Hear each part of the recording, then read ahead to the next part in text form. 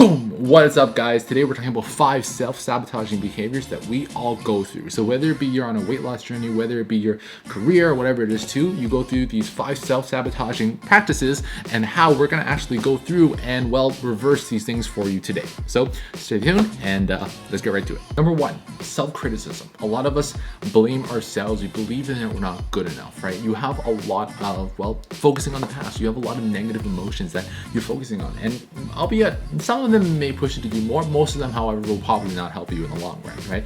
Now, the solution to this, however, is focusing on the things you have done right? A lot of the time, I think we focus on the wrong. We focus on the things that really shape who we are because we're so focused on the past and we're so focused on our experiences, but we never focus on the right things themselves. So if you're somebody who self-criticizes, and one of the signs of this is that you don't accept compliments, and I know I've met a lot of you guys where you get a compliment, but you don't take it because, well, you're very, very hard on yourself. Your expectations are very high.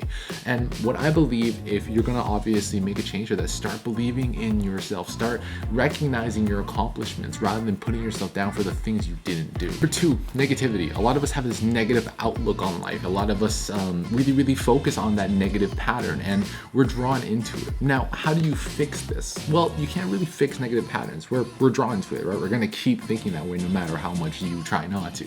But in order to counteract this, the number of things we're going to do is, well, we're going to make sure that we actually have those negative thoughts, but we accept the fact that they're not real. A lot of times negative thoughts stop us from doing things because it's a fear, it's a judgment, it's a fear of something. But if we can recognize that it doesn't manifest into reality, we can continue doing the actions we know we need to, regardless how scared we are from the negativity itself. 3, procrastination. Now, I struggled with this one a lot.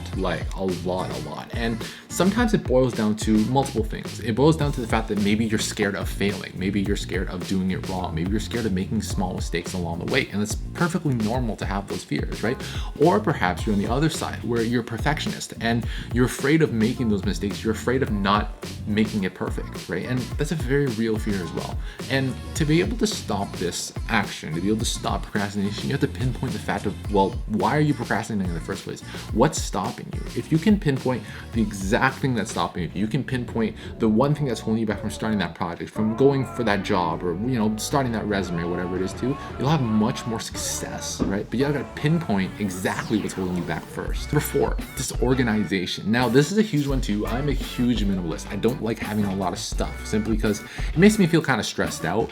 But when it comes to disorganization, it's much easier to fall out of habit. It's much easier to just, put it off until tomorrow if we're disorganized. So what's the best way to do this? Declutter. Find the source of this disorganization. What is making you disorganized in the first place? A lot of us have different avenues, obviously, in which we take, whether it be cleaning up your laptop, cleaning up your workspace, cleaning up your bedroom, whatever it is too. But we have some type of disorganization that we need to fix. And disorganization usually leads to some chaos, and that usually leads to something in your life that's stopping you from, whether it be, your career, your weight loss journey, your health journey. But there are so many things. Disorganization is a huge topic and something I believe that we should really get more accustomed to decluttering more often. Number 5 is imposter syndrome. Now, I went through this one a lot, right? I always felt like I wasn't good enough. I always felt like I was an imposter in my own skin. And this happens to a lot of you. I know that for sure, where you feel like you don't have the right capabilities, you don't have the right skill for it, and you're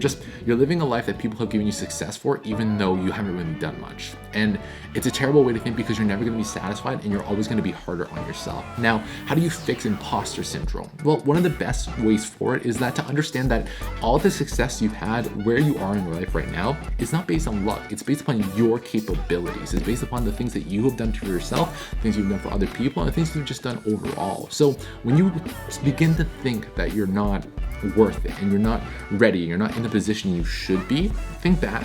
All the things you've done, even the little things, because they all add up and they speak to who you are and your capabilities. Because without that, you wouldn't be where you are right now, right? And nobody can measure that success but you.